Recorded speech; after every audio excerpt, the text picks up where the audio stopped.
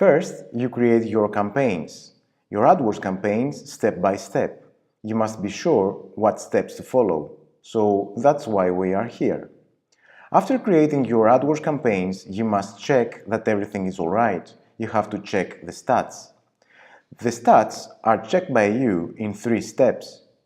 2 of these steps are inside Google Analytics. So Google Analytics is all you want to check Google AdWords. So AdWords without Analytics. So today we're going to check step by step in Google Analytics how to find the AdWords campaigns that are really working for you. And also we're going to check all these Google Analytics metrics that really matter.